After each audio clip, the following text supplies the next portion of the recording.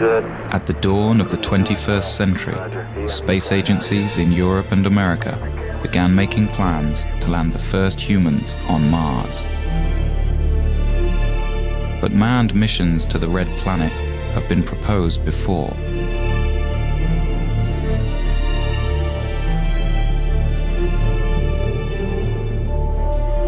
For some, Mars holds the answers to mankind's future in space. Others say Mars is too far, too dangerous, and too expensive for humans to explore. And in a world torn by troubles, some say there is no need, or will, for mankind to reach into space anymore. More than 30 years after the last Apollo astronaut walked on the moon, the American manned space program seems to have lost its way, unable to reach beyond even low Earth orbit. We've got a problem. NASA has been literally going around in circles with its space program for the past 30 years. Astronautical engineer Dr. Robert Zubrin has been arguing for years that sending humans to Mars is the mission the space program needs. It's time that we set goals for NASA that were worthy of the risks of human spaceflight. Mars is the next logical step in our space program. It's the challenge that's been staring us in the face for the past 30 years. It's the planet that's most likely Earth. It's the planet that has on it the resources needed to support life and therefore someday technological civilization. It's the planet that will provide us with the answer as to whether life is prevalent in the universe or exclusive to the Earth. And it's the planet that will give us the critical test as to whether humanity can break out of the planet of our birth and become a spacefaring species.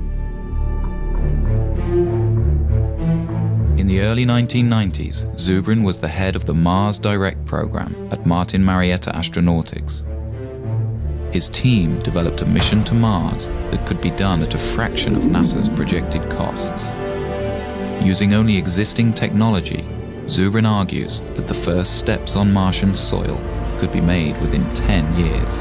There is absolutely nothing in this that is beyond our technology. We are not ready to send humans to Mars right now. We don't know how to keep them alive. There are people out there who say we can go to Mars tomorrow. One of my requirements, one of NASA's requirements, is that if we send humans to Mars, we bring them back alive.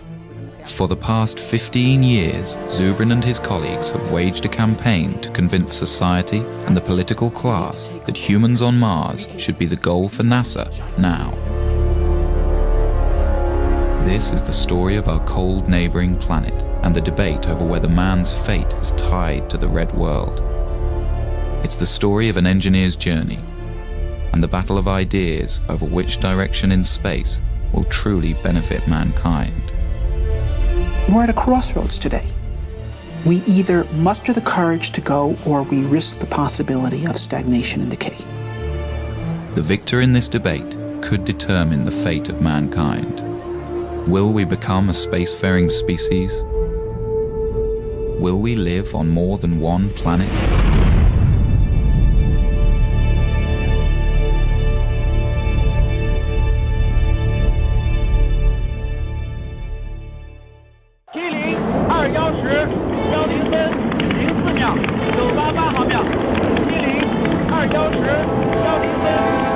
In the winter of 2003, the Chinese put their first taikonaut in space.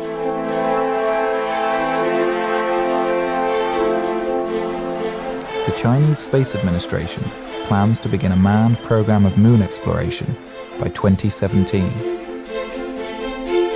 The European Space Agency has outlined a plan for humans to the moon by 2024 and to Mars by 2033.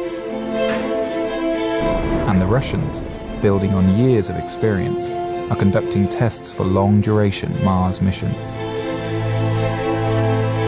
In America, with the impending retirement of the shuttle fleet and the completion of the International Space Station, the Bush administration announced in 2004 the Constellation program, on the moon, a plan that would return Americans to the moon by 2020. But the program was never fully funded and was eventually cancelled. 2010, the Obama administration announced its vision for NASA and human Mars exploration. By the mid-2030s, I believe we can send humans to orbit Mars and return them safely to Earth. And a landing on Mars will follow. And I expect to be around to see it. With a new timeline for humans to Mars sometime after 2035, and with administrations changing every 4 or 8 years, it is far from certain that such a plan will be realized. 20 years earlier, the first President Bush also proposed a long-term human exploration program, under great fanfare. The program quietly died in Congress a few years later.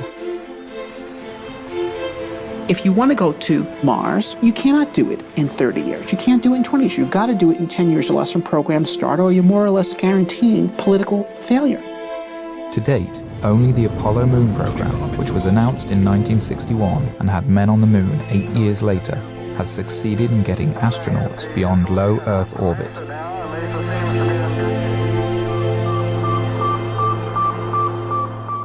I was 5 when Sputnik flew. And while to the adults, Sputnik was a terrifying event, to me, as a child who was already reading science fiction, it was exhilarating, because it meant that this possibility of a spacefaring future was going to be real. And I was 9 when Kennedy gave his speech committing us to the moon. To go to the moon in this decade and do the other things, not because they are easy, but because they are hard. I grew up during the 60s, when it was Mercury, it was Gemini, it was Apollo. Every month, NASA was doing something more impressive than in the month before. We were going to be on the moon by 1970, Mars by 1980, Saturn by 1990, Alpha Centauri by the year 2000. We were moving out, and I wanted to be part of that. And so I got myself a scientific education. But then, in the early 70s, it's all collapsed. We achieved the first part of that program, Moon by 1970, but the Nixon administration shut down the rest, and we did not move out into space. And for a while, I accepted that, grudgingly. I became a science teacher. But then in the early 80s, something hit me, and I said, I'm not going to accept myself doing less than what I had dreamed of doing when I was a boy. Zubrin went back to graduate school, getting advanced degrees in engineering and aerospace. He then went on to work at Martin Marietta, which later became Lockheed Martin, designing interplanetary missions. It was here that Zubrin's obsession with the red planet began to take hold.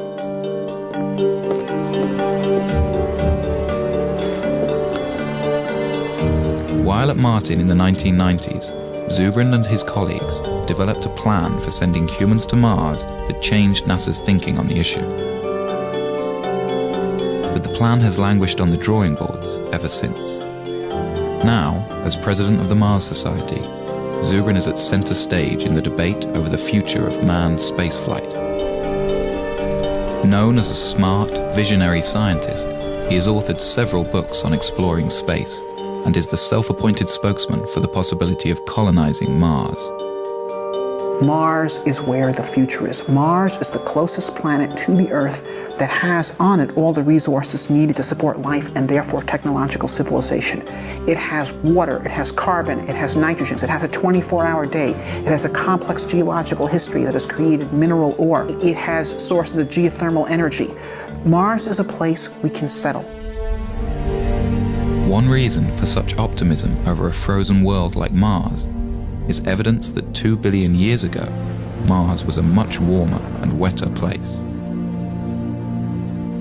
We think that at one time in the ancient past, Mars was very similar to the condition of early Earth.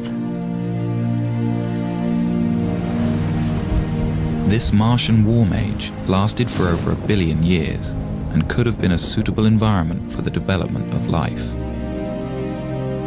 If we go to Mars and find evidence of a second genesis on Mars, I think we can conclude that the universe is full of life.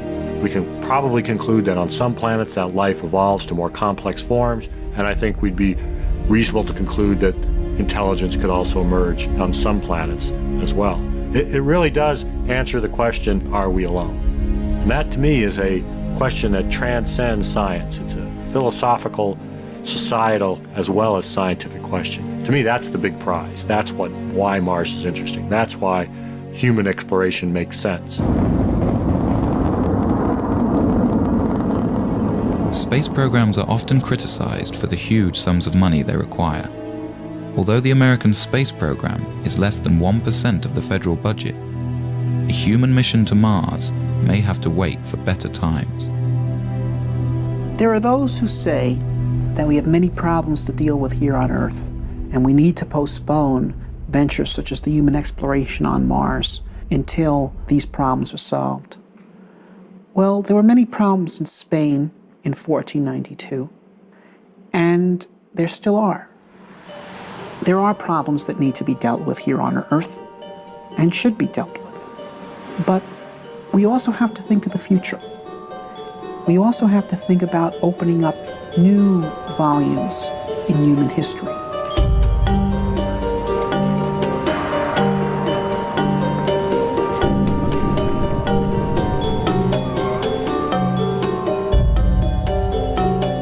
I believe that it's essential for a positive human future that humanity expand into space.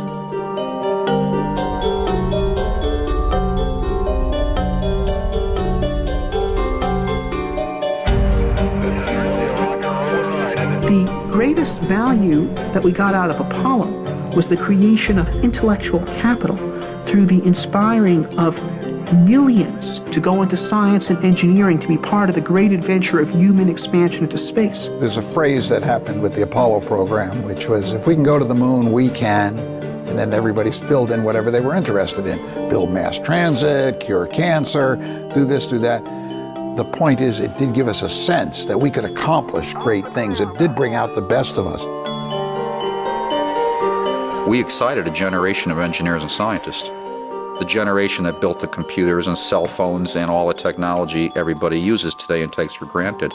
If we set humans to Mars as our goal, we'll get millions of new scientists that will create new inventions, new industries. This is the enormous payback, and we can get it if we set the kind of challenge that will inspire the youth. To Zubrin, civilizations, like people, thrive on challenge and decay without it. We have everything we have today because of our predecessors who had the courage to leave the world of the known and go out into the wilderness and build new cities. And if we stop being people like that, then we will hand down much less to our posterity than our ancestors handed down to us. So there's the choice in life. One either grows or one decays. Grow or die. I think we should grow. History proves that we have never lost by pressing the limits of our frontier.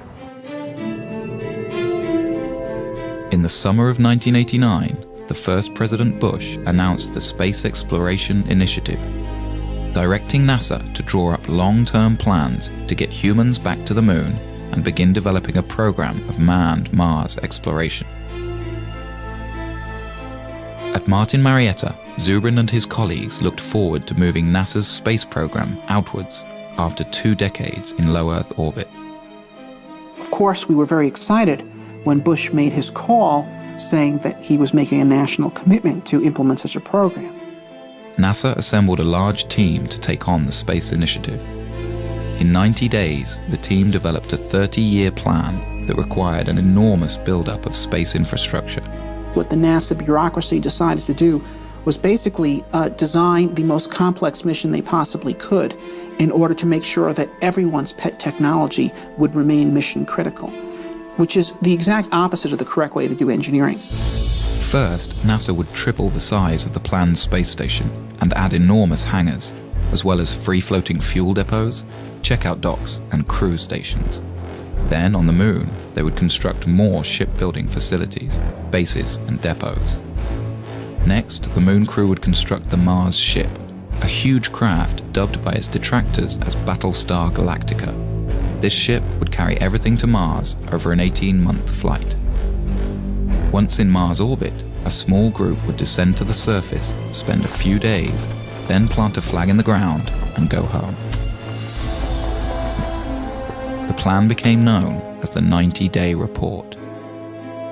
To those of us at Martin who had been engaged in designing Mars missions, when they saw the monstrosity of complexity of the 90-day report, we were dismayed, and it was readily apparent to anyone with any insight that that program would fail politically. The plan was submitted to Congress. The estimated cost, $450 billion. The legislators went into sticker shock. This would have been the single most expensive program for the United States since World War II. By the end of 1990, Congress had refused all requests for SEI funding. When the realization came that SEI was doomed, Zubrin wrote a memo to his colleagues at Martin Marietta, outlining his problems with the NASA plan and arguing for a more direct approach. Zubrin favored launching a Mars mission directly from the surface of Earth, using only existing rocket technology. This negated the need for a lunar base and avoided the complexity and cost of building ships in space. He also objected to NASA's plan for a short surface stay on Mars, a mission that would amount to little more than a flag and footprints exercise. To Zubrin, we were going to Mars to explore and develop a new world. To maximize surface time, Zubrin proposed using a faster flight path, known as a conjunction-class mission. This would mean a crew could arrive on Mars after only a 6-month journey. They would then remain on the Martian surface for a year and a half.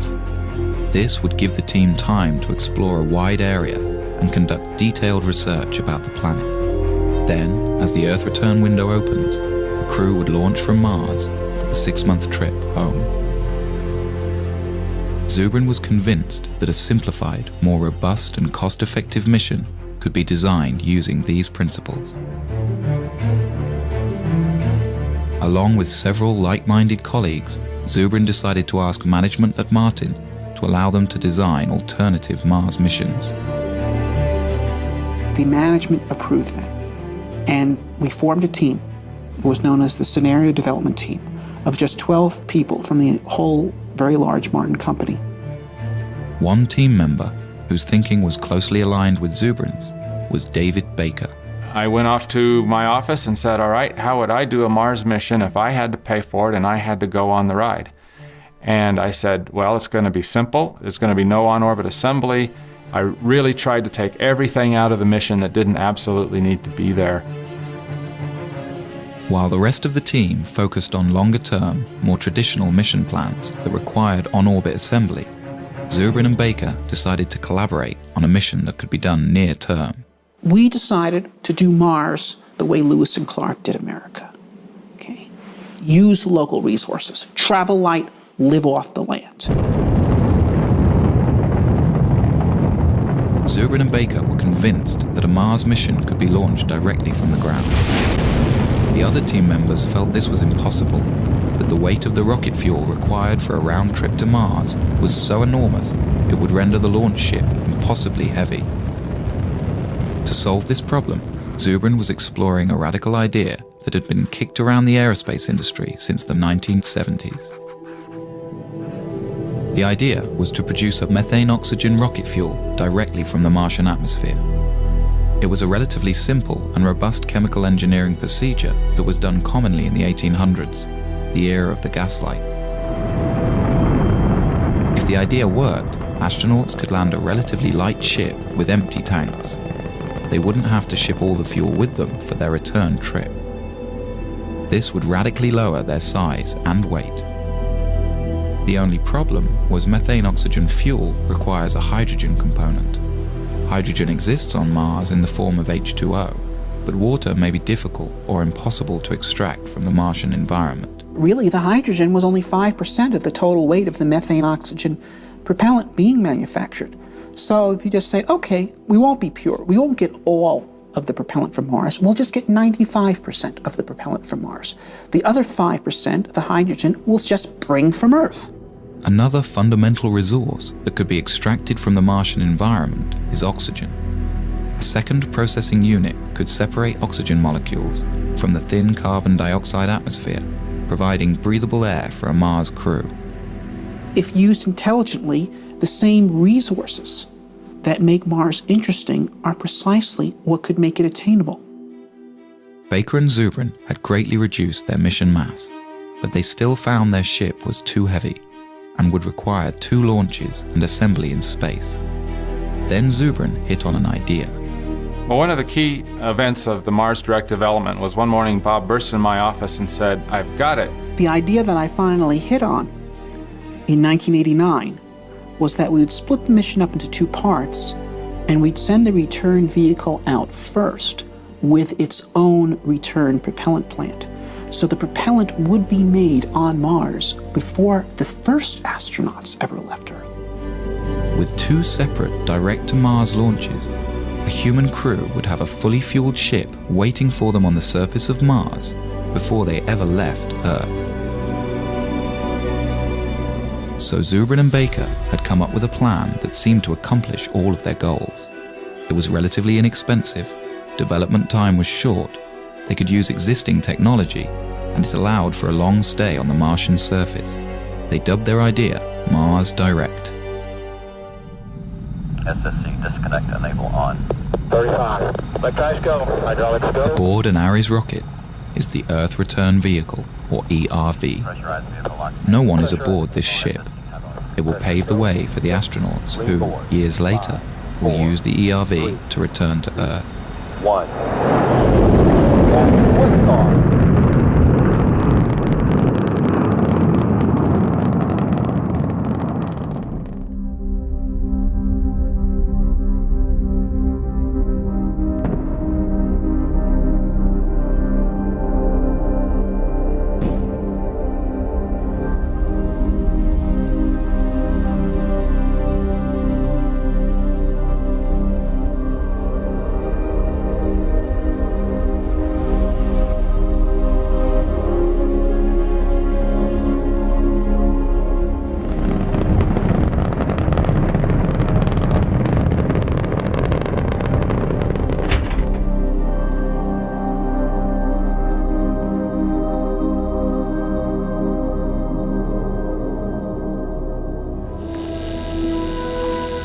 On its second day, the ERV deploys a small nuclear power reactor. The reactor powers a chemical plant inside the ERV. The plant will produce the methane-oxygen rocket fuel for the launch home.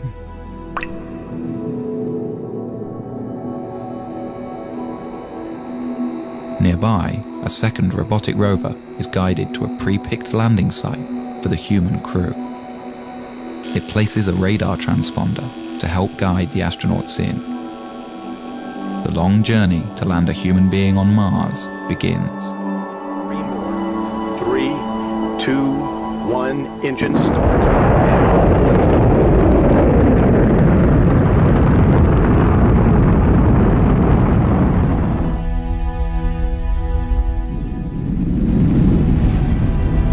Carrying the most skillfully assembled flight team in history, 4 astronauts begin their 2.5-year mission to the Red Planet. This will be the first time a human has gone beyond the Earth-Moon system, 250 million miles farther than any person has ever been.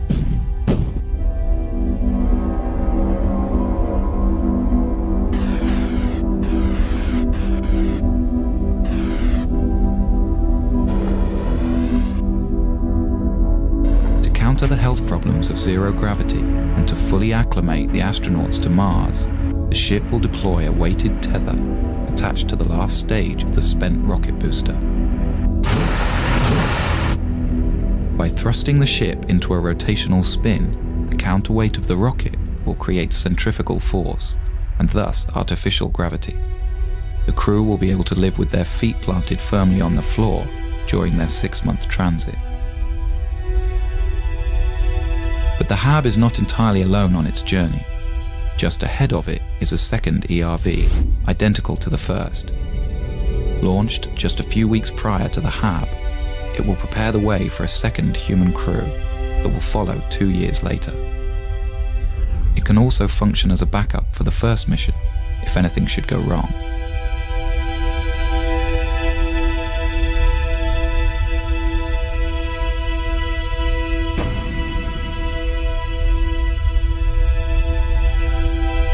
6th month of the flight, the crew will gaze upon an alien world. This is the new frontier. Oh, spectacular. Just spectacular. After days in orbit and satisfied with the landing conditions, the crew will receive final word from Mission Control on Earth. All systems are go for entry, descent, and landing. 3, 2, 1.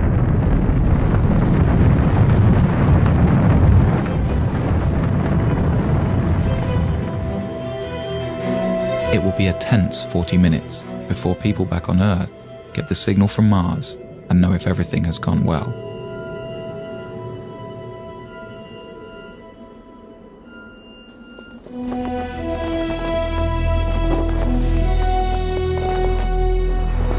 Okay, 75 feet. Cars looking good, down a half. Forward. 60 seconds. Lights on. Forward. Forward. 40 feet down, 2.5. Big shadow. 4 forward, drift into the right a little. 30 seconds forward. Contact light. Okay, engine stop. We're seeing it on the LTP. We're on Mars, everybody.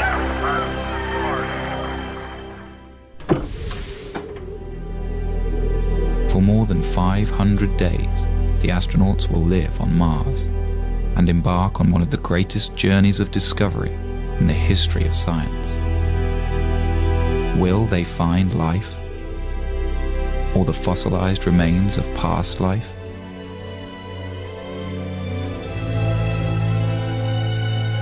Such a discovery could tell us whether our solar system has seen more than one genesis, and answer the ultimate question: are we alone?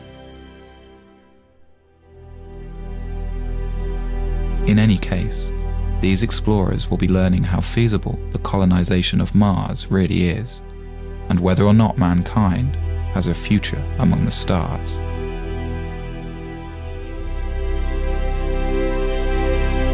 Then, when the time comes and the window for Earth return opens, the crew will climb into their Earth return vehicle and head home.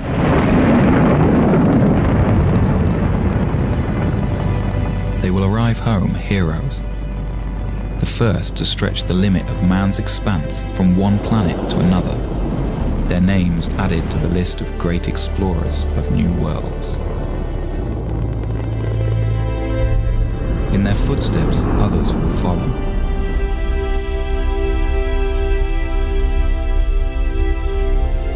What began as a trickle is free to rise into a deluge of humankind, sweeping over a once barren land and transforming it into a viable new world.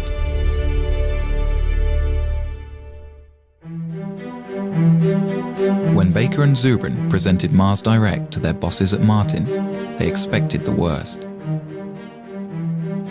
To their surprise, management was excited about it. They liked the fact that everything needed was relatively simple and near-term. As time went on, Martin Marietta embraced Mars Direct as their creation and put Bob and I on an airplane to several NASA centers to present Mars Direct and try to build some momentum for it. Baker and Zubrin flew to the Marshall Space Flight Center in Huntsville, Alabama.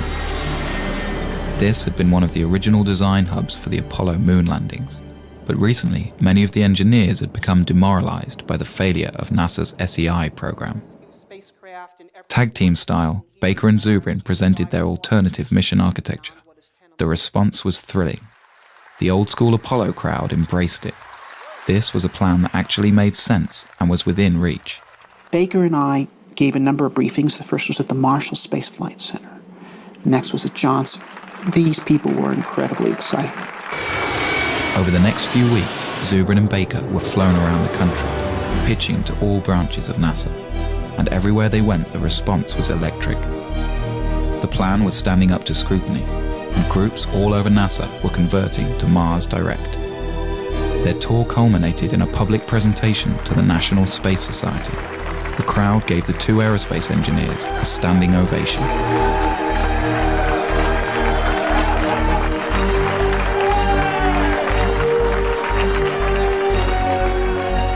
A week later, the story was in newspapers around the country.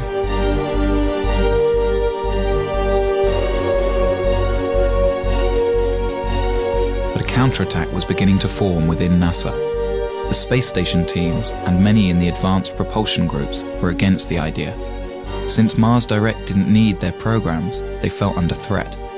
As quickly as doors opened for Zubrin and Baker, they began to close. NASA didn't want to pursue a Mars mission at that time. They didn't want to be derailed by a bunch of Mars fanatics that thought that their idea of what NASA should do should overwhelm what NASA thought NASA should do. What we did in Mars Direct was literally come up with the leanest solution, the one that involved the least spending on an assortment of technologies and infrastructural elements, including, for example, we made no use whatsoever of the International Space Station. And so people involved in all those programs were very upset because we were showing that you could go to Mars without their program being required. And they felt that we were de-justifying them. The NASA administration rejected Mars Direct. The two engineers were outsiders again. But Zubrin remained determined. Bob had grabbed hold of it, and I could see that it was his, and no matter what I did, he was going to do what he was going to do. And he was going to be a proponent for it and push it, and I really saw my role sort of evaporate. It's a little bit like being a dim planet next to a bright star around him in terms of his enthusiasm, and you really can't compete with that. All you can do is decide how you're going to deal with it. By February 1991, Baker quit Martin to start his own firm. Zubrin battled on. For the next year and a half, Zubrin tried to get NASA to pay attention, giving speeches, writing papers, but Mars Direct's time seemed to have passed.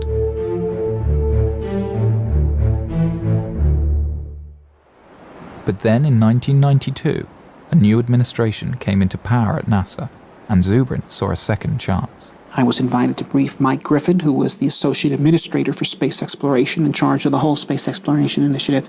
He immediately became a very strong supporter of Mars Direct. But before the engineers at NASA would take another look at Mars Direct, they wanted Zubrin to prove that producing rocket fuel on Mars could work. They gave Martin Marietta a small budget to do an experiment. Zubrin and his team built a machine called the In Situ Propellant Plant. It could take carbon dioxide, the dominant gas in the Martian atmosphere, combine it with a little hydrogen, and produce a methane-oxygen fuel.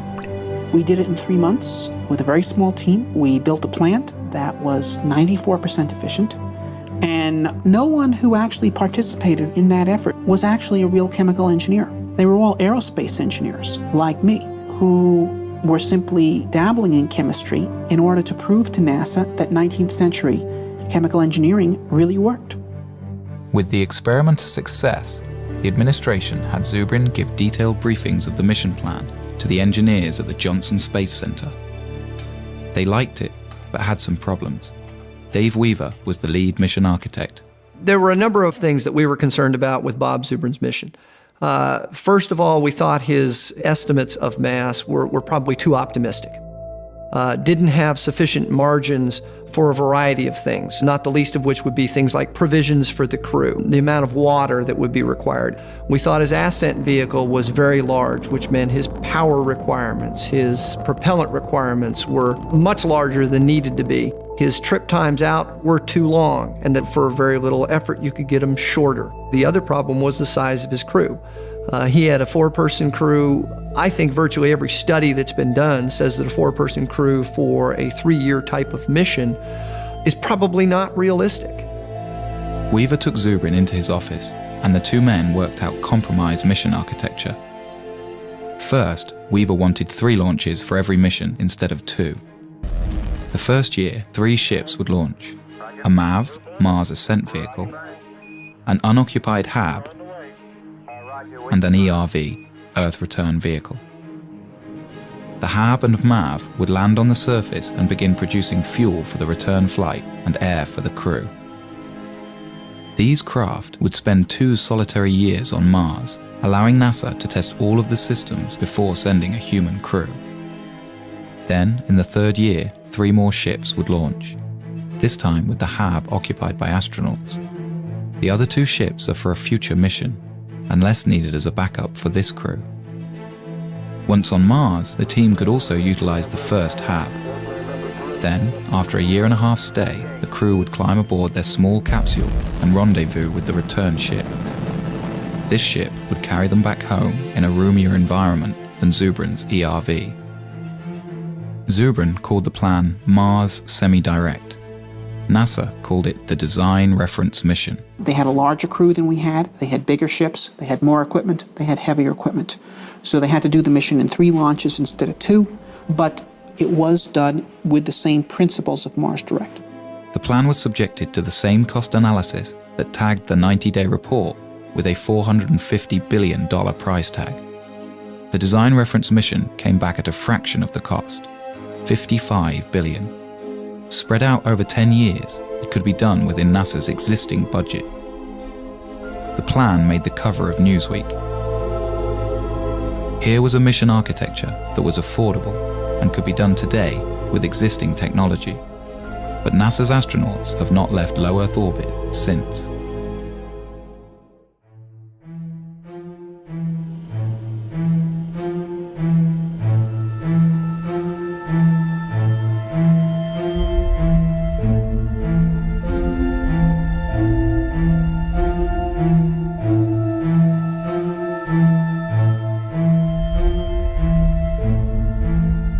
With the completion of the International Space Station and the retiring of the Space Shuttle program, a debate rages over the future of space exploration.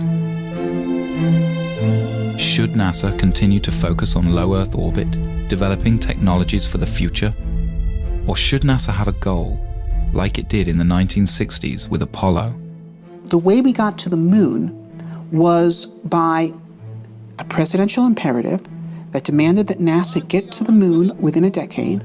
So NASA was forced to sit down, design a plan for how to do that, and then fly the mission. Since that time, without the presence of a driving imperative, we engage in basically a random set of constituency-driven programs which are justified ad hoc afterwards by the argument that they could prove useful at some time in the future when you actually have a plan to go somewhere. I think NASA has focused on a steady process where the government can't just pull the plug on their funding. I think the Apollo cancellation was very traumatic for NASA, and it really transformed NASA from what it was in the 60s to more of what it is now. If you have a singular program like going to Mars, then it is very vulnerable to having its funding pulled. NASA must be destination-driven. It is the only thing that allows the agency to be productive. NASA was 100 times more productive when it was destination-driven than in the period that it has not been. And we have stagnated in NASA since 1973. 30 years, more than a generation, has been wasted.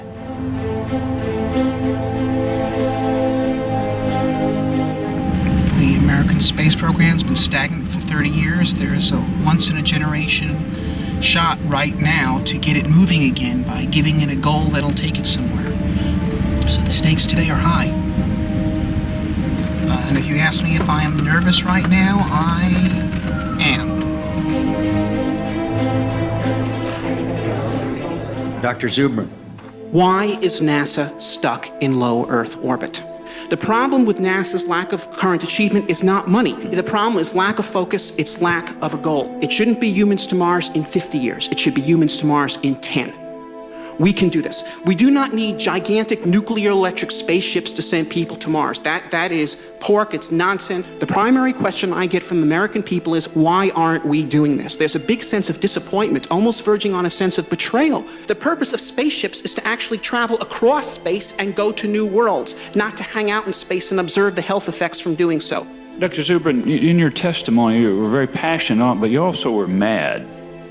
You're mad we haven't done this, or that this vision has been stolen from a generation? I guess you could say that. It's like Columbus coming back from the New World and Ferdinand and Isabella saying, so what, forget it, burn the ships. Okay, that's what has happened in this country.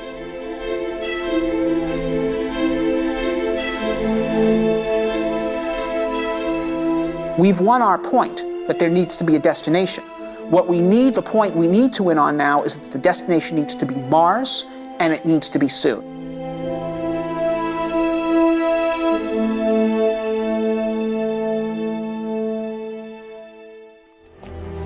The movement to send humans to Mars in the near term began at the University of Colorado in 1978.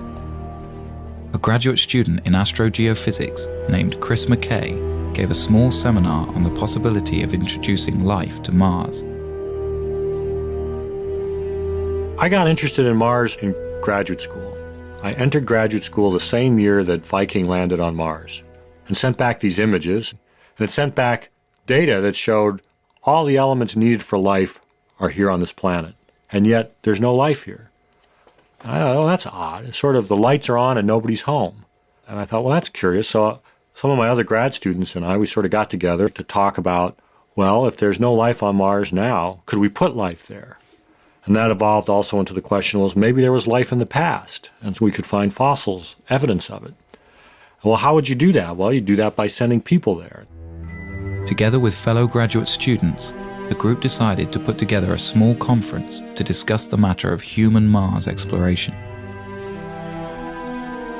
We basically just started a forum. We invited everybody from all the NASA centers and from all the universities that were involved in it, and they all came. And it really was, in retrospect, I realized a very important step toward building a consensus for human exploration of Mars. In 1996, I published my first book, The Case for Mars, and the response was phenomenal. I got 4,000 letters from all over the world. I had Parisian bankers and 12-year-old kids in Poland and firemen from Saskatoon and astronauts, and they're all writing me and saying, how do we make this happen? Bob Zubrin came to the third Mars conference and got very much involved. And he was willing and interested in forming a society, forming a group and organizing. He said, look, if we could pull these people together, if we can get them to work together, we could have a force that could actually make humans to Mars happen. The group formed the Mars Society. Robert Zubrin became the president. They held their first convention in 1998. The convention was just magic. We had no idea how many people were coming. They were there not just from the United States and Canada and Europe. They were there from Israel. They were there from Mozambique. They were there from New Zealand. It was astonishing. Since its inception, the Mars Society has attracted members worldwide. Derek Shannon is the head of the Southern California chapter. He's met with political leaders from all over the country. If you make them look at the whole Mars vision in historical terms, it becomes a much easier sell. How will the Martians remember our century? They're probably not going to remember our deficit, our wars, our healthcare. Those will be footnotes. What they'll remember is that out of all of human history, there came a generation that decided to take this amazing step out into space.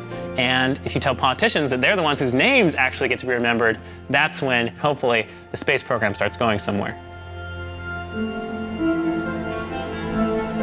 In order to further the knowledge necessary for a manned mission to the Red Planet, the Mars Society has been building research stations around the globe, all of them based on the design of Zubrin's HAB module. Most recently, the Society set up a desert research station in Utah. Here, international researchers and aerospace students come to do experiments under the harsh desert conditions and learn what's necessary to keep a Mars crew alive and productive.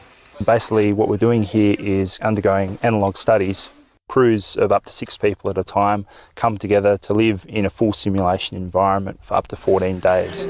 So what that means is every time we go outside the HAB, people have to don spacesuits. They have to depressurize. When we go outside, they're called extravehicular activities. They can only be of a certain duration due to the air supply. We have to recycle all our water and basically have our own food as well.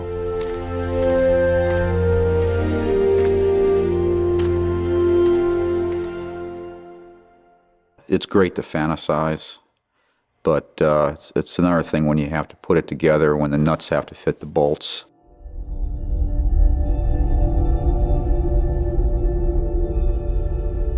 Like the Apollo missions to the moon, sending human beings to Mars will mean putting people in harm's way. There are many dangers in outer space, and many things could go wrong. A serious equipment breakdown could doom the crew to their deaths. Some argue that the risk of failure is simply too high. You know, back in the days when medieval man was looking out from Europe and thinking about exploring the world was unknown, and map makers populated their maps with dragons. We've got the same thing today. There are people who are afraid to go out into space, and they've populated their maps of the solar system with dragons. You know, we've got cosmic radiation, we've got zero gravity, we've got back contamination. But these are dragons that we can take on.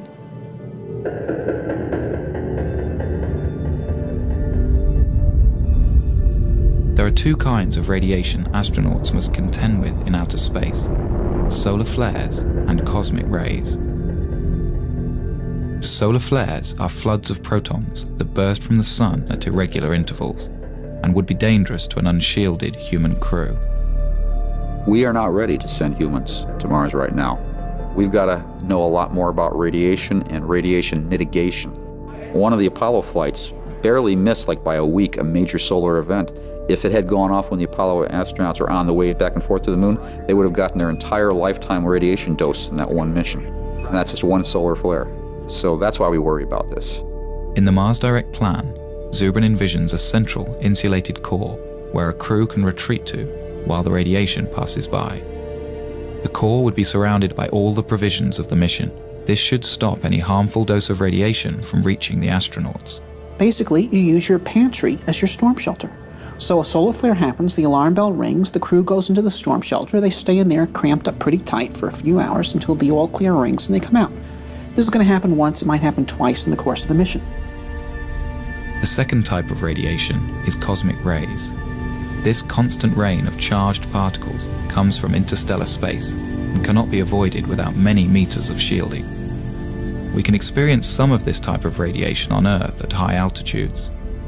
Airline pilots who spend their careers flying high in the atmosphere can receive almost as much of this radiation throughout their life as a Mars astronaut would on a 2.5-year mission. It's a long trip. It's a 6-month trip there, a 6-month trip back. It's probably a year on the surface. That's a lot of radiation. The best estimates are that the magnitude of that dose is not that great, perhaps 60 rem of radiation scattered over 2.5 years. Now, 60 rem of radiation delivered over a long period of time like that would not create any noticeable effects at all. It would, though it is believed, increase your statistical risk of getting cancer at some point later in your life by about 1%. Right now, if you're an average American and you do not smoke, you have a 20% chance you're going to die of cancer. This would make it 21. If you're an average American smoker, it's 40. So in fact, if you recruited the Mars crew out of smokers and sent them to Mars without their tobacco, you would be reducing their chance of getting cancer.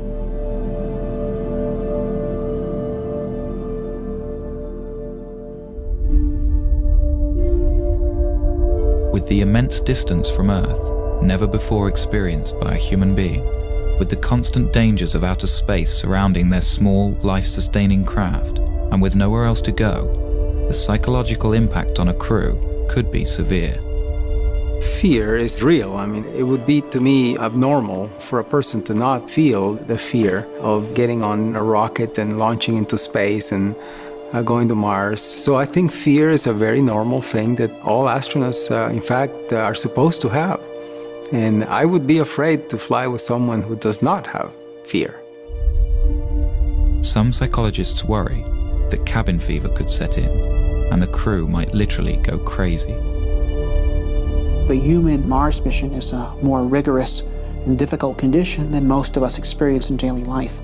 But it is hardly a more difficult situation than many people have endured throughout human history. We could compare the Mars crew to the crew of 19th century or prior sailing vessels, many of whom were away from home for 3 years or more than 3 years, under conditions in which they're eating extremely bad food, without any medical knowledge to support their health, commanded by brutal officers. In every respect, the crew of a human Mars mission with the full support of mission support and the whole world cheering for them and great rewards awaiting for them in life upon their return, is in a vastly superior condition. The Mars Direct crew will spend most of their time inside the two-story hab, carefully designed to promote psychological well-being despite the confinement. The space where I think everybody would spend the most time, just like a lot of homes on Earth, would be the galley wardroom area. There would be chairs, a table, some kind of large screen for entertainment. You would have individual staterooms about 4 or 5 feet wide. The ability for them to communicate with loved ones, with colleagues on Earth, I think will be almost unlimited. A Mars crew will need to be carefully chosen and thoroughly tested to ensure their ability to handle the extreme isolation. Wow, what a place. What a view, isn't it, John? It's absolutely unreal. John Young, who went to the moon, used to say that he could cover the Earth by just lifting his thumb up to it. And he says that when you go to Mars, you are going to redefine the concept of loneliness. And so it is very important that the crew be well balanced and well chosen so that they can support each other. Whoever gets picked to go, they will have to learn to live together for 2.5 years. If you put out a call for volunteers for the first crew to Mars, they'd be lined up coast to coast. Most people recognize what's left after you go is the good you left behind. And to take part in a venture of this character, of such a historic character, of extending the reach of the human species, this is something of immortal significance.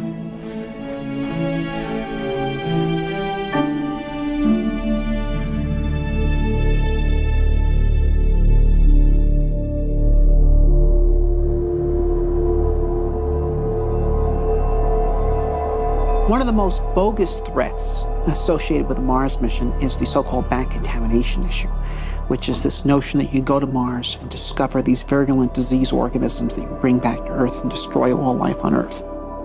If we discover life on Mars, one fear is that our Earth biology will have no defense against possible Martian pathogens. Some argue that missions to Mars cannot be risked until we can prove Mars is free from harmful contaminants. This is completely nonsensical. There's natural transfer of material from Mars to Earth all the time. We get around 500 kilograms of unsterilized Martian rocks landing on Earth every year, and they have been doing so for the past 3-4 billion years. And so if there were Martian organisms that could contaminate the Earth, they've already done so. Although the prospect of Martian diseases seems remote, lawmakers have required that NASA create elaborate protocol to ensure that any extraterrestrial material stays contained. And like the Apollo astronauts, who spent 17 days in quarantine after their return from a sterile moon, a Mars crew will have to be thoroughly tested for any harmful Martian pathogens. The probability is infinitesimally tiny. But nevertheless, this is our home planet and it's extremely important and we have to protect it. The idea of a pathogen on Mars is clearly ridiculous because there is no megafauna or megaflora on Mars for pathogens to infect. So it is impossible to propose a credible life cycle for a Martian pathogen. The diseases that afflict us have been co-evolving with us and our ancestors and near relatives for the past 3 billion years, and they are specifically designed to live inside the habitat of the human body and to overcome its defenses, and they've been engaged in an arms race with the human defenses for those 3 billion years. This is why humans do not get diseases from distantly related species. For example, I don't know of any person who has ever contracted Dutch elm disease, and trees don't get colds.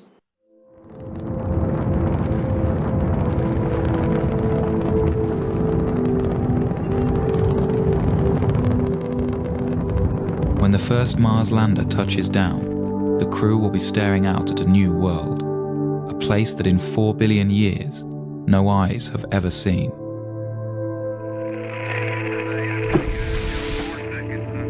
The crew won't be alone. millions of television viewers back home will be watching as the first man or woman places their footprint into the rust-colored soil.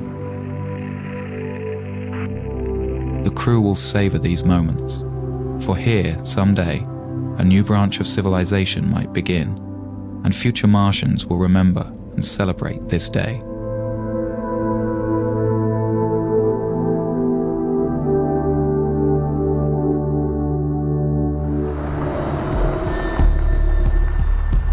There is much for the crew to do and explore. One of their main mission objectives will be to search for signs of microscopic life. To do this, they will follow the ancient water flows. For on Earth, where there is water, there is life.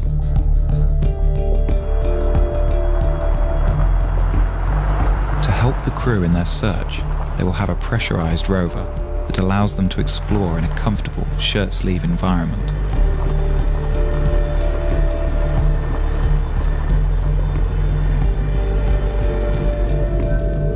This means the crew can examine a vast area around the landing site during their 18-month stay. And there is much to explore. Mars has 58 different kinds of topography and a surface area equivalent to all the continents of Earth combined.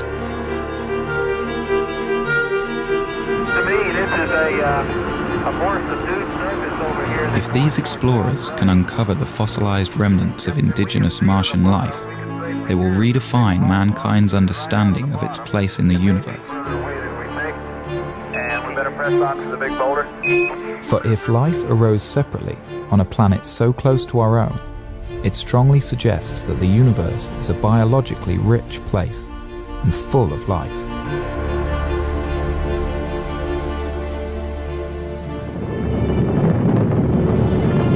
For some, the ultimate question of Mars, though, is will there be human settlements on the planet? Will Mars become a new branch of human civilization?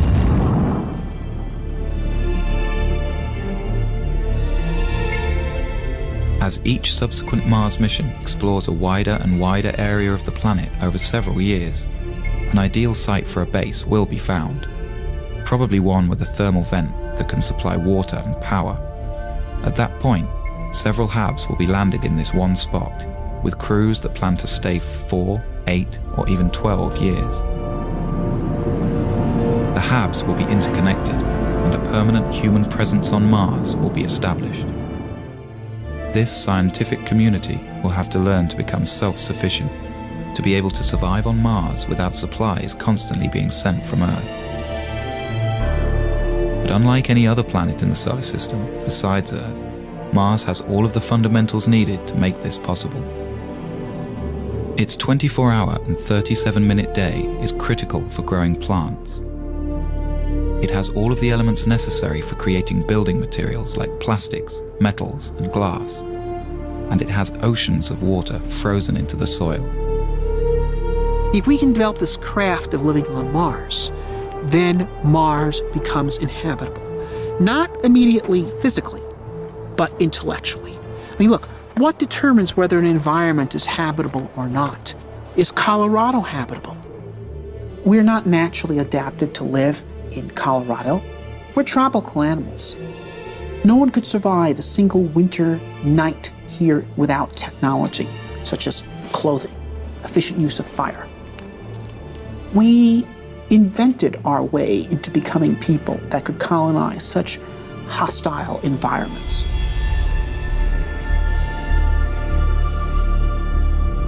Eventually, with a lot of ingenuity and invention, the scientists will learn to live off the land.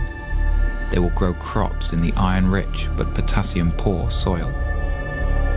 And they will produce oxygen and energy from the water and atmosphere.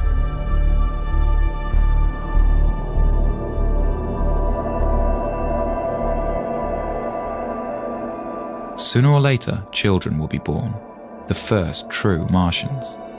They will grow up to see Mars as their home. With time, more and more people will arrive. These won't only be scientists, but settlers, people who plan to stay. They may come for all kinds of reasons, but to them, Mars will be a chance to start over, to build a new life for themselves. The well of human social thought is not exhausted by the present age, and I don't think will ever be exhausted. There will always be people with new ideas on how humans should live together. With Mars so far away, the hold of Earth governments on their colonies will be tenuous. The Martians will need to govern themselves. Mars is not going to be a utopia. Mars is going to be a lab. It's an open frontier. It's a place where things are going to be tried out. I think we'll see a lot of noble experiments on Mars. Perhaps some of these Martian colonies, with their novel ideas based on the best thought the 21st century has to offer, maybe they'll find ways in which humans create society that are more humane and offer more opportunity for human potential.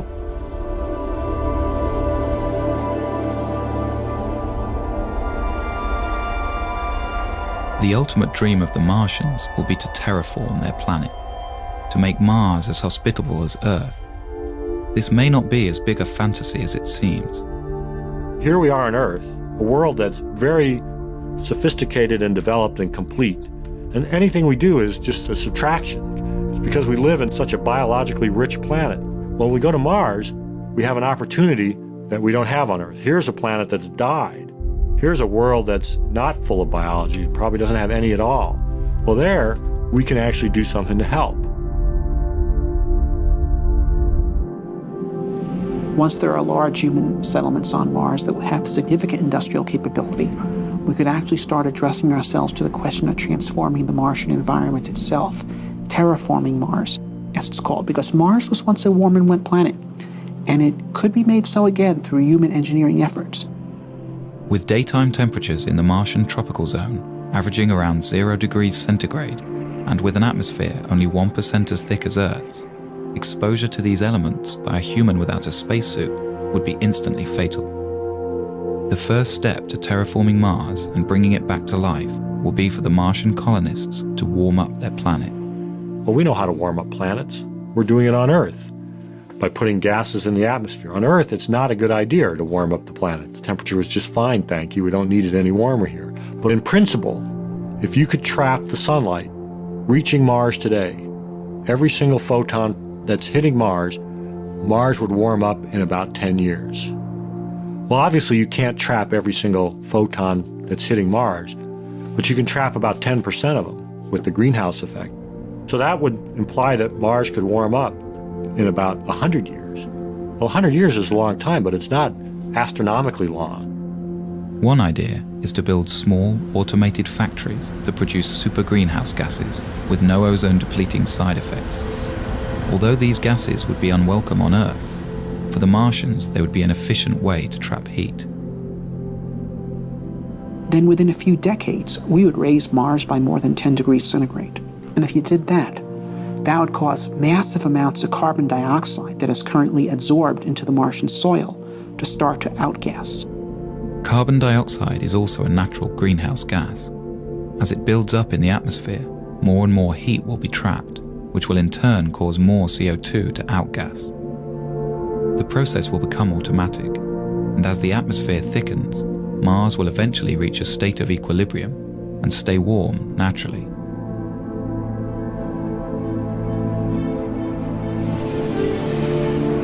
The rise in air pressure would mean that the human colonists could discard their pressure suits and walk around the surface of Mars carrying only a supply of oxygen.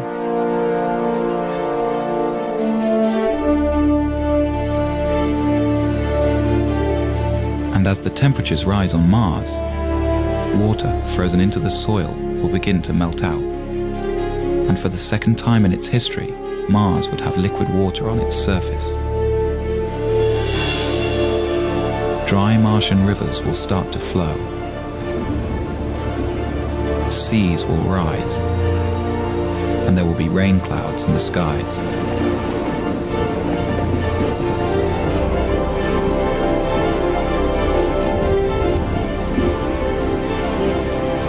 The return of Mars to its warm and wet stage will make it a fertile environment for life.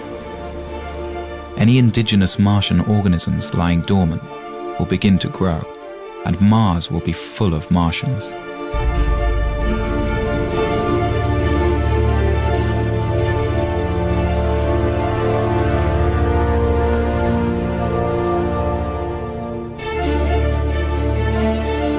If no native life emerges, or that life is all dead, then humans could begin addressing the idea of bringing life from Earth. At first, it would be simple organisms, perhaps genetically engineered, that would thrive in the Martian environment. Then more complex plants could be introduced. The plants would be right at home in the carbon dioxide atmosphere, and with no competition and a whole planet to cover, they could transform Mars into a green world.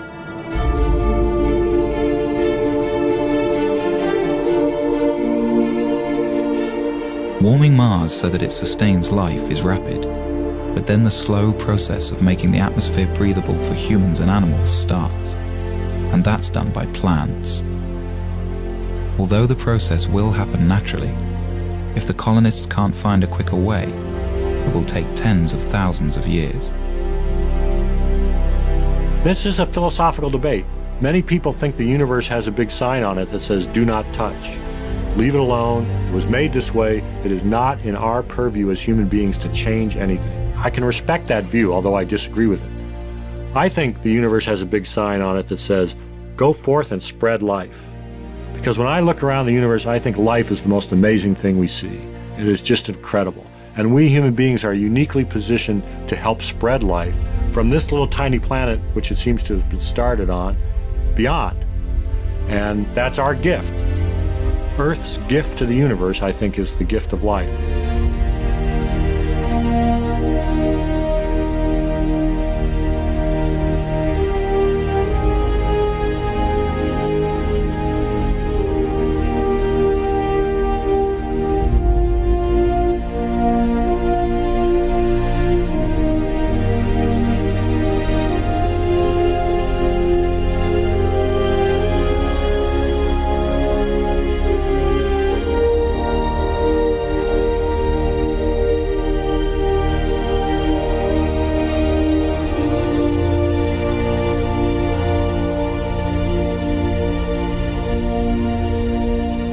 This scheme for terraforming Mars is based on 20th century notions of engineering. I don't think it is how Mars will actually be terraformed. What you have here is a 20th century mind trying to address a 22nd century problem. And so I think Mars will be terraformed by the 23rd century, not by the 33rd, by the 23rd. Things that would seem utterly fantastical to us is how it will actually be done. But it'll be done. We're at a crossroads today. We either muster the courage to go or we risk the possibility of stagnation and decay. The exploration of the solar system and expanding of life through the rest of our solar system and someday beyond is the kind of thing that will keep our civilization going. We're explorers by nature. Eventually we will go to the stars. And the question is, when will we start? I think a manned-Mars mission could happen within 15 years. Some days I'm very optimistic. I think we can do it in 10, maybe 15 years. Other days I see all the political things that go into the space program. I look back on the 30 years we've been bogged down, and I get more negative about it, and I say it's going to be another 3 decades or 4 decades. I would be surprised if we got to Mars prior to 2025 or 2030. In May of 2018.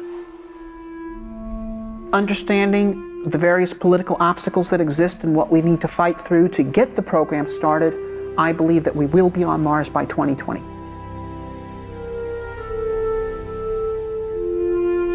You have to believe in hope. You have to believe in the future.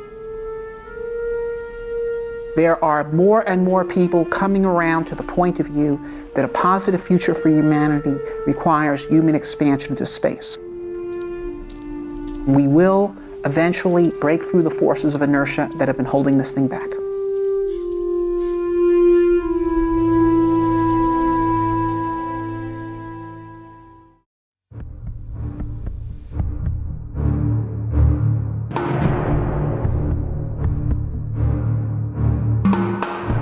The Mars Desert Research Station in Utah in the southwestern United States.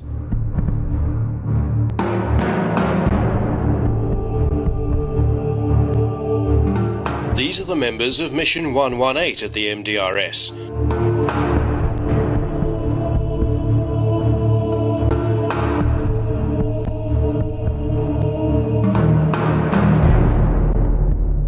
They call their assignment Kiwi Mars 2012.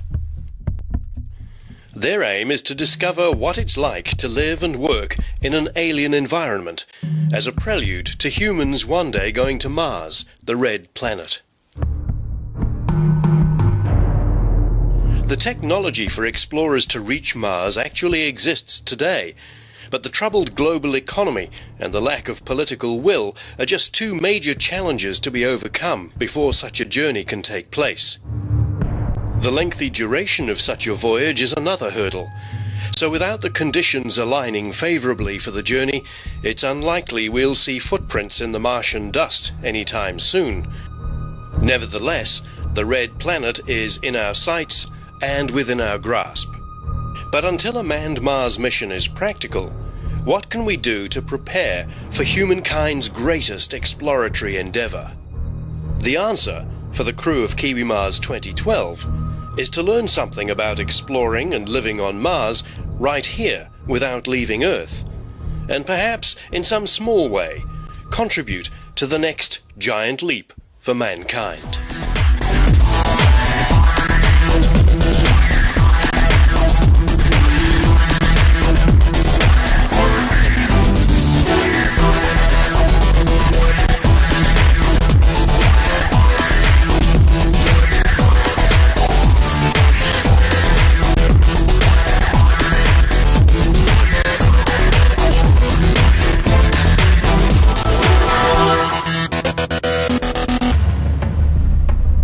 The Mars Desert Research Station, MDRS, was built at the beginning of the 21st century by the Mars Society, an international non-profit organization devoted to promoting the exploration and eventual settlement of Mars. The MDRS comprises a habitat, a greenhouse, and a wastewater recycling plant, and nearby there's a small observatory. The habitat deliberately resembles a spacecraft that's landed on the surface of Mars.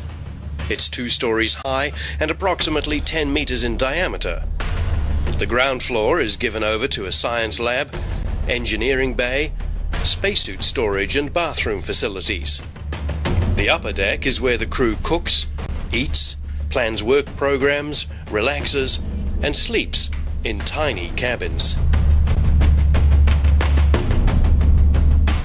Crews spend rotations of 2 weeks each at the MDRS. They come from universities, science institutions, even space agencies from all over the world to experience this illusion of Mars.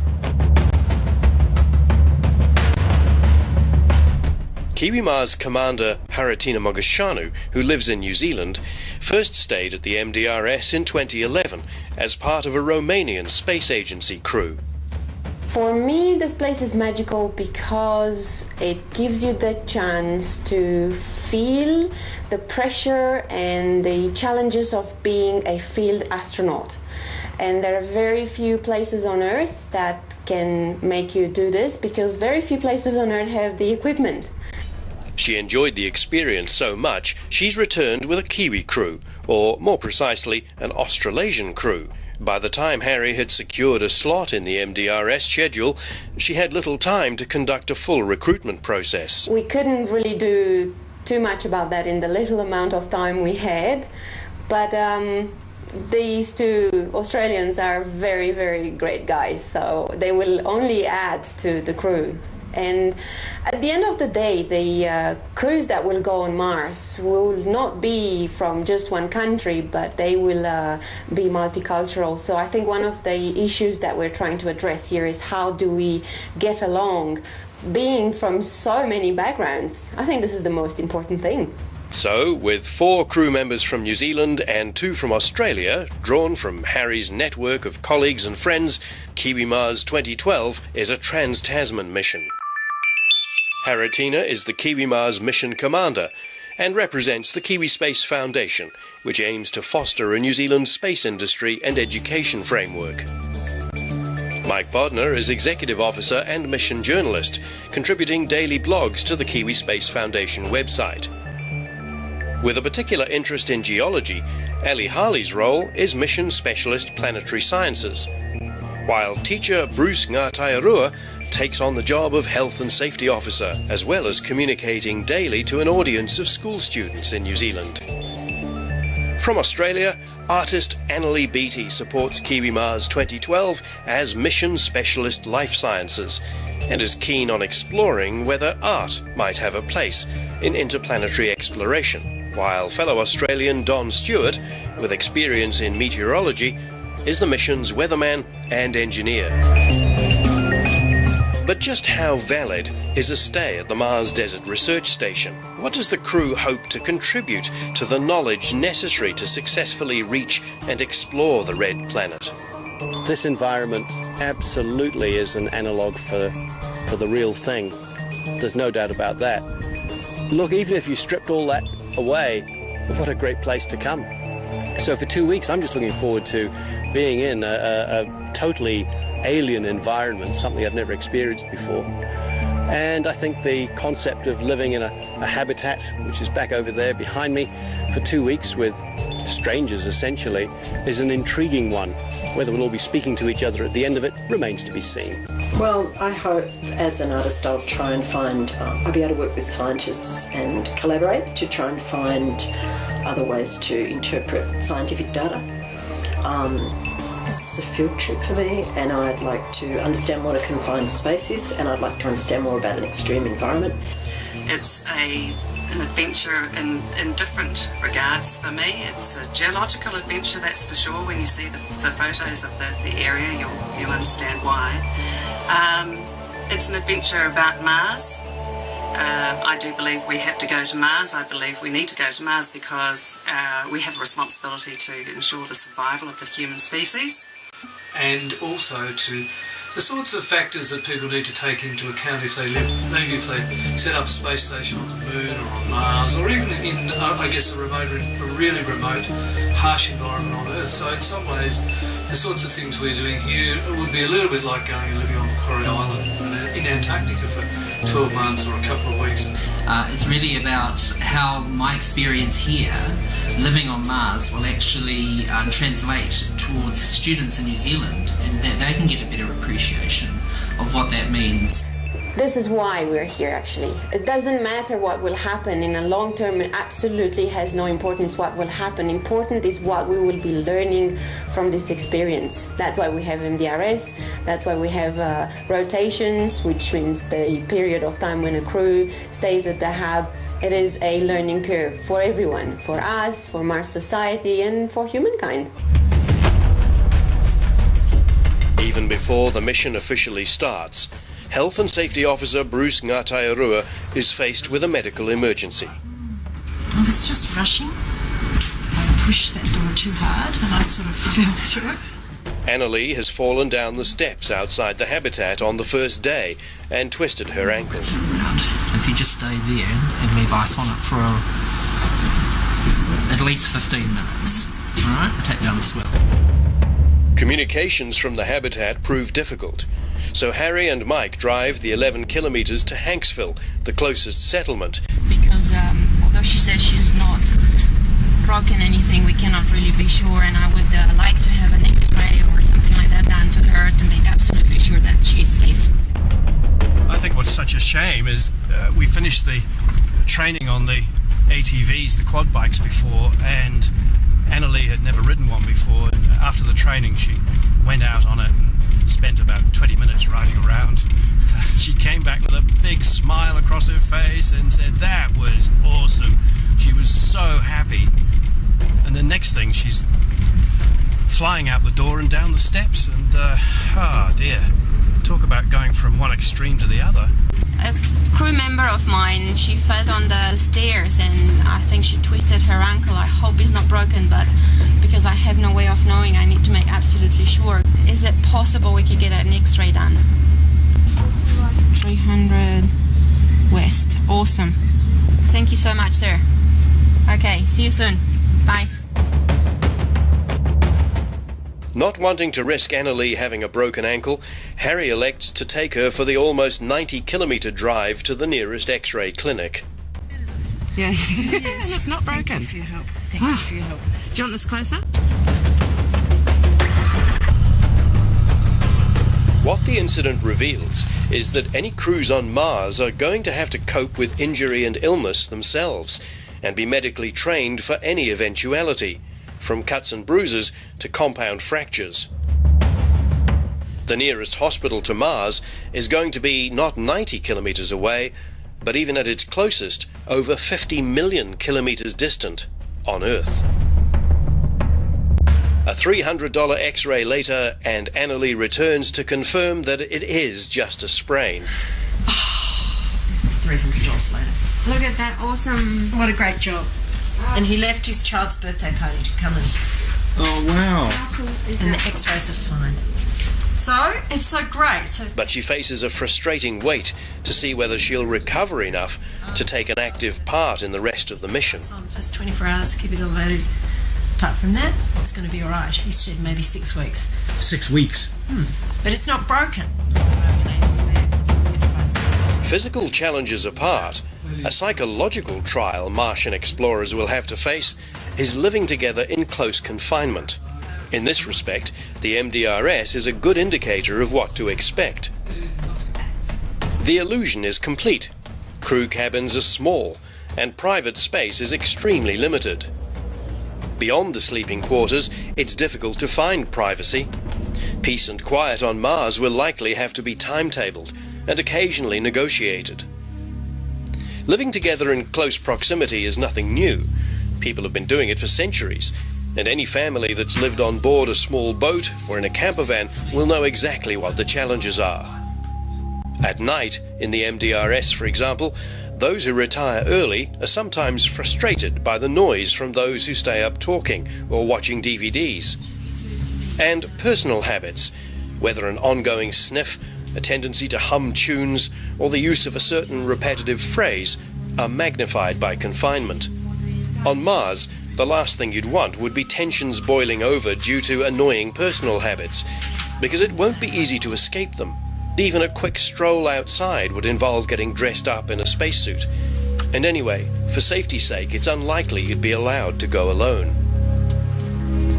Within 2 days of the mission, tensions are running high.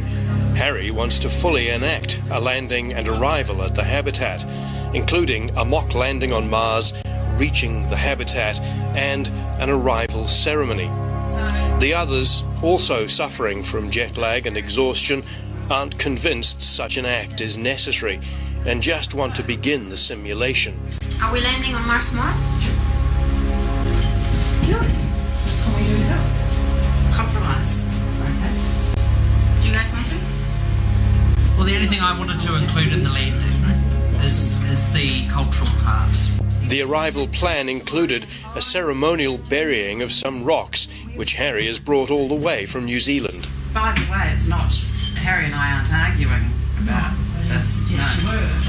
It's not that Harry wants to and I don't want to. It's just what it's... After much debate, it's agreed to abandon the arrival and delay the stone burial ceremony. We cannot do it. Fine. I think, within the first 48 hours, we had all been suffering from tiredness, jet lag. We all deal with that in different ways. Maybe Ali just came out and was more overt about it. I certainly felt some tension, I have to say, in that time. I'm not a person who actually speaks out like that, but I did agree with some of her comments. So when she spoke about it and she said, "Oh, does no one else feel the same way?" I actually did say, "Yeah, I do feel the same way in some regard." But I think it was more important to actually talk about that and for it not to be an impediment for the rest of the mission, and so we could work it out. So airing it was the best thing. And I'm glad she did. So I felt quite relieved after she said it, to be honest. However, Bruce has to exercise his health and safety authority to make sure Harry's enthusiasm for the mission doesn't override her own basic necessities. told her to eat something, otherwise she'll flake. Yeah. She's not coming out unless she's had breakfast, right? Yeah. So, yep. She said she'll eat. If she doesn't, let me know. Right. Harry's created a challenge for herself, though. After flying from New Zealand to Los Angeles, she then elected to drive all the way to Colorado to rendezvous with the rest of the crew. It took 15 hours, after which there was no time for rest before continuing on to the Desert Research Station. At this point, Harry has been on the go for over 30 hours. But then Bruce has his own condition to manage. He's diabetic, but it's not until everyone's at the MDRS that he tells Harry. Out of concern, she restricts him from driving the quad bikes or going on field trips without full support. That gives a new dimension to the expedition. I don't think it will change too much because commanders on Mars or on any field expedition, they have to deal with emergencies. Even if they won't be able to come with us on the field, which is probably the case more for Bruce, surprisingly, than for Analea, we will have plenty of work for them to do at the hub, especially that we need people to be in comms contact, and in a way, strangely, I'm a little bit relieved that we can have someone at the hub that is not going to be upset that they're not going to go on a field trip, because as you know, we cannot have everyone out on the field. There have to be 2 people at all times in the hub.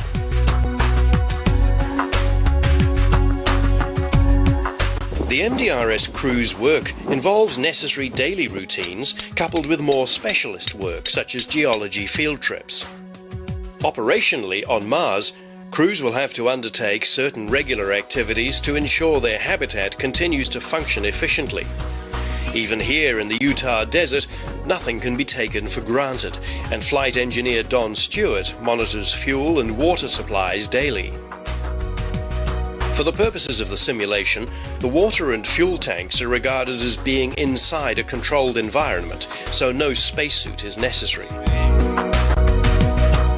Water on Mars is likely to be a major challenge. Even at the MDRS, water is rationed.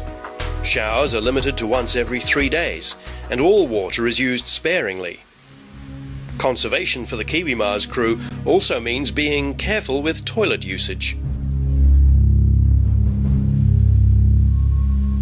Another aspect of isolation the crew becomes aware of is the importance of pumps. Pumping equipment on Mars will be essential and widely used for airflow, water transfer, hydraulic operation of equipment, airlocks, refrigeration, waste disposal, and many other functions essential to survival and comfort. The Kiwi Mars crew is reminded of this when one of the water pumps fails, meaning Don has to resort to good old-fashioned science, using siphoning to transfer water from the tank on the trailer to the habitat's main tank. I'd be prepared to wait for a little while. What do you think? Just put water on the top and then eat. And they're very yummy. Food is another challenge for those living in an alien environment. As with the water, the food at the MDRS is in limited supply and is largely dehydrated and freeze-dried to simulate the sort of provisions that early Martian explorers might have to take with them. The catering routine alternates between one day of cooking and the next more of a just add water approach. We made a muck-up yesterday with the cooking days. We actually meant to cook and we didn't cook, so we're just going to put it on track again now. And have a non-cooking day today, and one tomorrow, and then cooking day.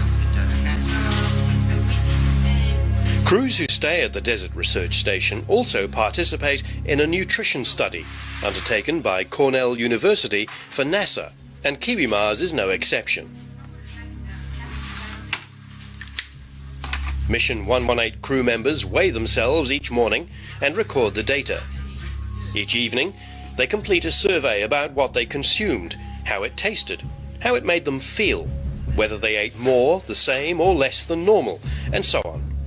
This is done online and received by Cornell University's researchers.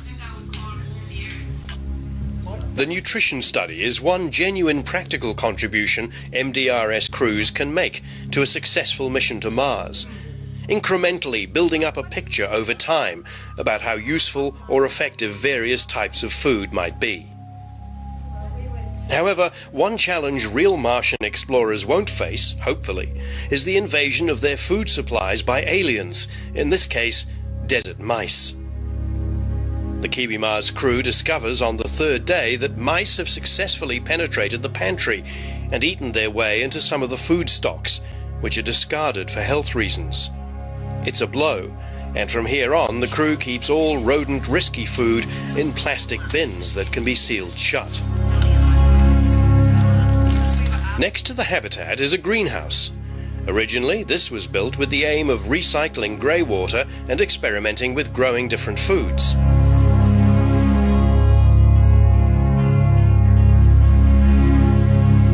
However, it's fallen into disrepair, the grey water recycling equipment lying idle, and the greenhouse shelves empty of plants. On Mars, it's possible astronauts will be able to extract water in the form of ice from below the surface. But on the long journey to reach the red planet, efficient water recycling will be essential, just as it is today on the International Space Station.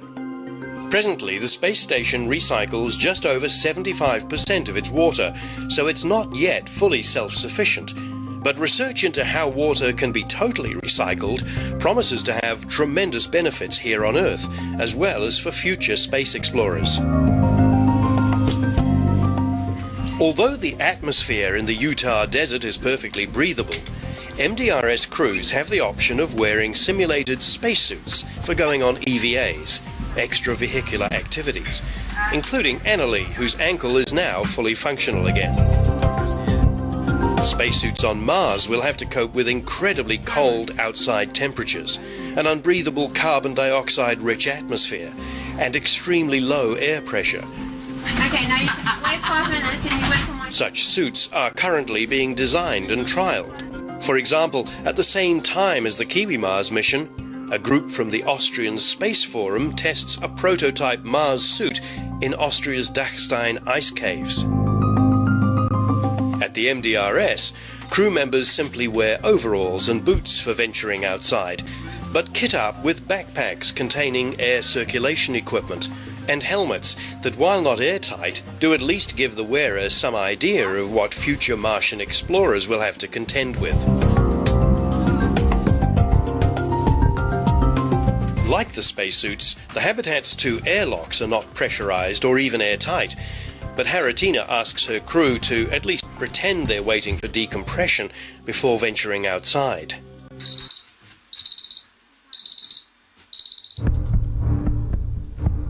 Once outside, there will likely be 3 options for Martian explorers: go on foot, travel on a motorized buggy of some sort, or pile into a pressurized rover, which would allow them to take off their spacesuits and travel longer distances in reasonable comfort. At the Utah station, crews have access to their own mock pressurized rover, a 4-wheel drive SUV, though it's not practical or safe to wear the spacesuits inside the vehicle.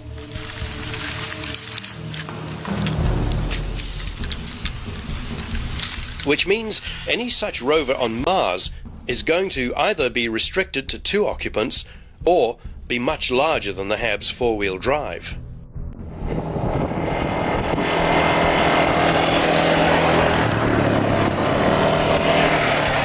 The Mars Desert Research Station's all-terrain vehicles, the quad bikes, prove an easier solution for exploring the local environment. Their range on Mars would be limited by the air supply of the spacesuits, however, though they could be fitted with auxiliary tanks if required. And, of course, they'd need to be powered by something other than a petrol engine.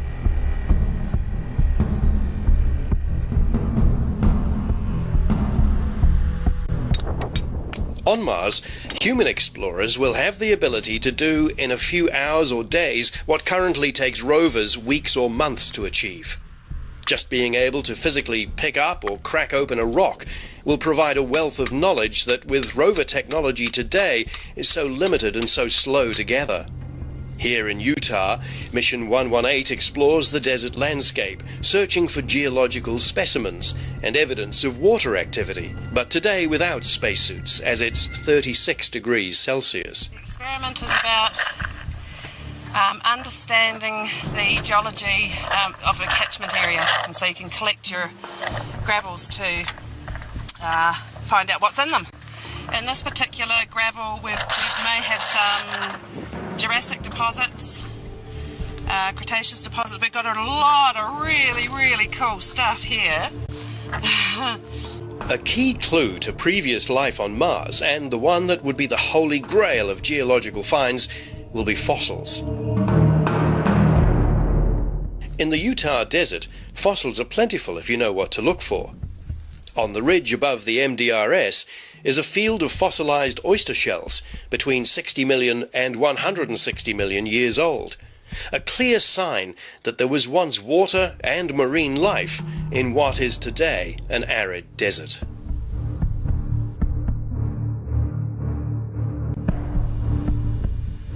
The strata, or different coloured layers so obvious in the desert landscape, tell a fascinating geological story. Each sedimentary layer represents a different period of geological progress and gives clues as to what was happening tens of millions of years ago. On Mars, with rovers such as Spirit, Opportunity and now Curiosity, NASA's strategy has been to understand what happened to Mars's water by looking for particular rocks or features, such as those that form when water is present, just as the Kiwi Mars crew is doing in Utah. Even on the observatory path beside the HAB, there's evidence of past water activity. These little balls are called concretions. And although they look man-made, they are actually perfectly natural. And they're made in a similar way to a pearl is made in an oyster, starting with a single grain, which then builds up over time, in this case, to become perfectly globe-shaped. Fascinating. But guess where else they're found? That's right, on Mars. They were dubbed blueberries by NASA scientists after they were discovered by Opportunity's close-up camera. You can see that there's these beds there kind of going like this. Yeah. And then right above it, some of them going like that. And then you see this layer here of rocks kind of extends into there. Totally different flow regimes. This tells you something about the speed of the flowing water that deposited the formation. Halfway through the mission, the Kiwi Mars crew hosts a visit by scientist John Rusk from NASA Ames in California. So you can see how narrow this is. This was a fast-flowing regime of water here, probably similar to what we were just standing on. John was a member of just the second crew to stay at the Mars Desert Research Station and has extensive knowledge not just of the Utah landscape, but what to look for in terms of water, fossils and other evidence of life. The environment around the HAB is very interesting, and it is relevant to Mars exploration. While it isn't a Mars-like atmosphere or Mars-like temperature conditions, it does have features that geologically look similar to what we have observed on Mars as well, such as inverted river channels, steep gullies that are incising into cut banks of large buttes, and other features that look like boulders laying around on these plains that may have been eroded by liquid or flowing water. So the surface here has been dominated by water erosion, and in some places on Mars that is also true. It is hypothesized that life, if it exists on Mars, might exist in rocks or underneath rocks. And out here in Hanksville around the HAB, there's very rich field sites that have hypoliths and endoliths colonizing underneath rocks and within rocks. That gives scientists a chance, an opportunity to test their ideas, their theories and their hypotheses about the potential for life to live in rocks, perhaps on Mars. Back at the habitat, the crew's rock and fossil collection grows as the days go by. They've found fossilized shark's teeth, gypsum, and plenty of petrified wood, including, out in the field, a whole petrified tree trunk many millions of years old. I have managed to find some just stunning specimens, petrified wood. Wood that looks like wood, like it was cut up this morning, but wood that's also been silicified and it's orange, it's red, it's yellow, it's green, it's beautiful. When you look around this landscape, you're seeing layers, very clearly delineated layers. It's called the Morrison Formation. It's sedimentary and was laid down over the eons by freshwater, by seawater, by desert, and by plant. Everything's the same. So whether you're looking at a large scale or a tiny scale, everything is exactly the same. We were looking in this microscope just a second ago. I asked you to look on the plate before you looked in the eyeglass. You said there's nothing on the plate, and when you looked in the eyeglass, there's a little pebble with pebbles stuck in it. And that's the perfect illustration of what's going on out there in that landscape. Is everything is made of the same. It's all on relative scales.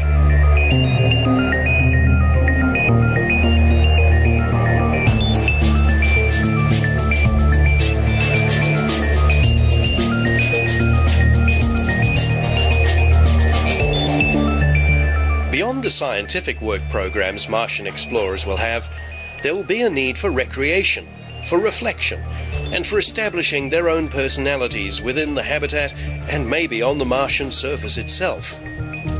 Mascots, for example. Representing the two countries of the Kiwi Mars expedition are Tupua Kiwi and Kim the kangaroo, reminders of homes half a world away.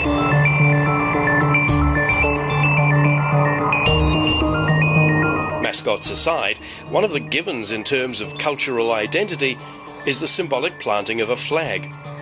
It was one of the first things the Apollo astronauts did on the moon, and will likely be one of the first ceremonies to be performed on Mars. In Utah, there's a permanent flag on top of the MDRS habitat, the red, green and blue of the Martian flag. Red for Mars, and green and blue to represent what Mars could become in the future if terraforming were to result in the establishment of seas, lakes and vegetation. It's a flag of hope and ambition. But the Kiwi Mars crew members have brought a mixture of their own cultural identities and personal passions to Utah. Bruce Ngātairua draws on his Māori heritage by painting and displaying the Māori flag. Haritina likewise celebrates her Romanian origins, while Don and Annalie realise they've forgotten to bring something important to them from Australia. This is Don Stewart's painting over the Australian flag, and he's painted the First Nation flag, the Aboriginal flag over the top, just to highlight the fact that Aboriginal people were the original inhabitants of Australia, so we thought they needed a presence here. We thought that was missing, so he's painted over mine, he's painted over his own. Realising the artistic potential of the desert soils, flight engineer Don decides to turn some of the raw material into clay. What I'm going to do is to put in a tiny, tiny amount of water and let it sit overnight, and hopefully it'll come back to something like pottery clay. And I can either make maybe a little vase or whatever, or maybe just some little souvenir discs for all the crew to take back to Earth. In the end, he chooses to make a bowl, though without any means to glaze or fire it, it's eventually returned to the desert. Annalie also turns her attention to art, preparing for a planned exhibition based on the mission. What I've been trying to do is I've been trying to do some drawings of people in spacesuits. So I woke up early this morning and I thought I'd paint Alexei Leonov. There he is up there. It's from his book, Time and Perception in Space. So I just thought I'd try and warm up. I'm not really a watercolour painter. I haven't really trained as a watercolour painter, but anyway, look, I'm giving it a go. This will probably be the first of a number of impressions, just to see if I can get the hang of the suits. Perhaps more important than what the crew has brought with them is what they send back. Each day, teacher Bruce communicates with the Kiwi Mars Mission Control at Wellington's Carter Observatory, where hordes of school students have been visiting and learning all about the mission and about the Red Planet itself. Via online messaging, they send questions to Bruce and the crew about what the mission is doing, what they're looking for, what they're eating, and generally what it's like to live on Mars. So I'm telling them we eat all sorts of different foods.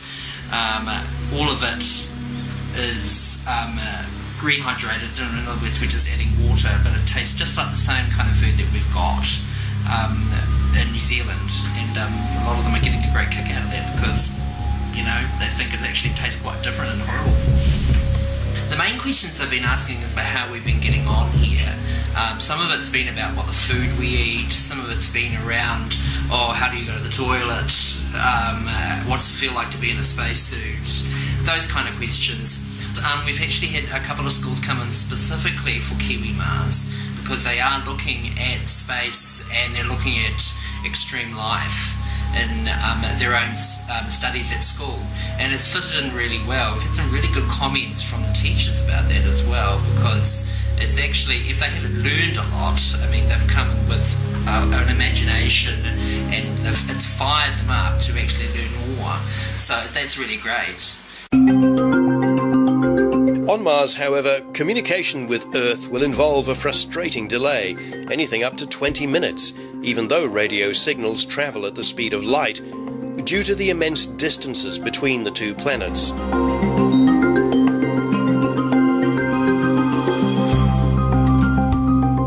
And so the Kiwi Mars mission goes on, with the daily routines, the field trips, and the ever-present spectacular desert landscape to explore.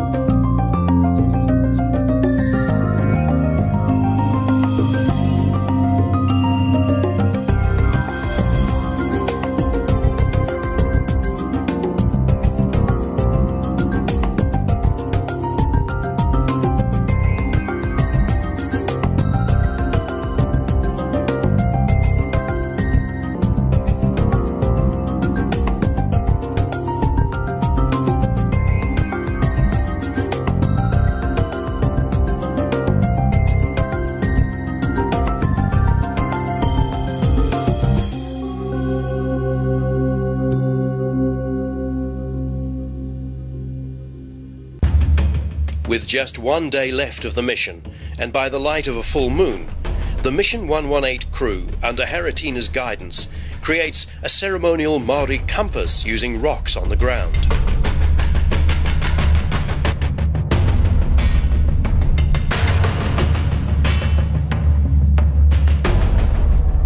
Haritina and Bruce also finally symbolically bury the rocks from Island Bay on the coast of New Zealand's capital, Wellington.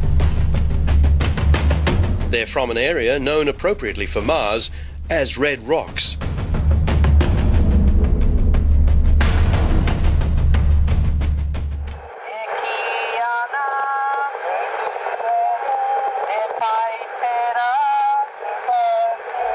By placing a Maori star compass in here in the solar garden at MDRS, I thought that we could put a symbol of our curiosity, because the Polynesian people, the Maoris, are the people who actually traveled the furthest navigating by the stars.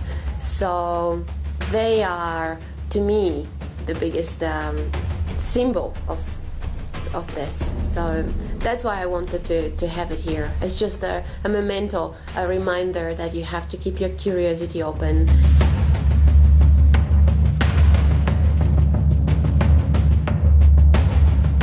After 2 weeks at the Mars Desert Research Station, the crew, on their last full day together, reflect on what the mission has meant to them.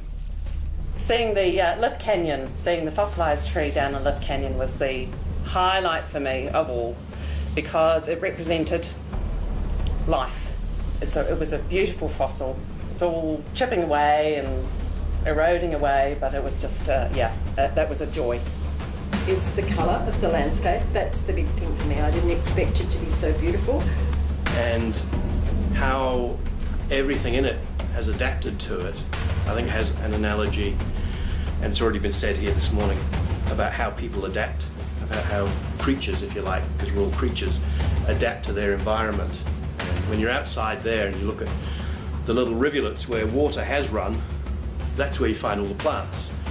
And you can see the life, the lizards, the other burrowing creatures, even the ants building their homes. And we've been here for 2 weeks building our own home, transient though it is. But I think even in that period, there's been adaptation on our part. I was extremely impressed with that. The amount of learning that I had from this place, like the stuff that Ali taught us about the stones and the geology of the place and everything, that was just amazing, and I'm just so much richer going back home now than I came 2 weeks ago. It's just unbelievable how much I've learned. One of the big highlights here is to actually communicate with the students. The views have been great, but to be able to actually communicate that to them live and synchronously as well has been a real joy for me. It's like being a huge classroom. I loved it. I think the highlight for me while we've been here is seeing Factory Butte.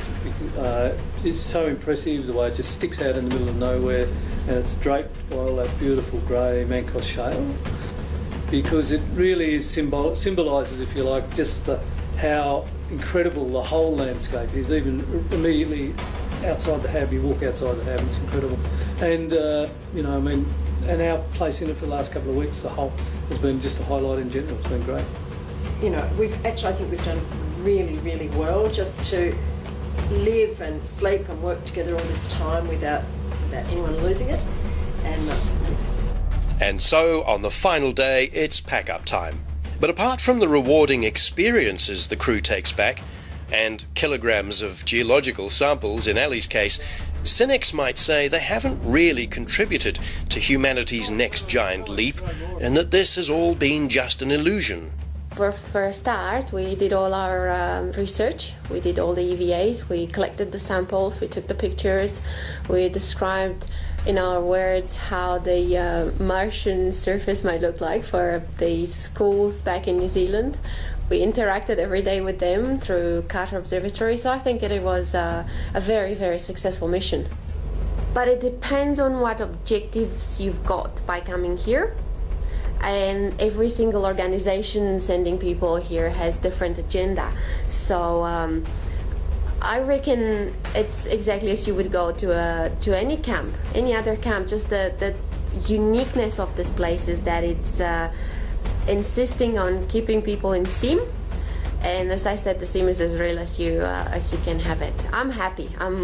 I don't care if this is made of titanium alloy or of wood. What I care about is what you get out of it. So it's mission accomplished for Kiwi Mars 2012.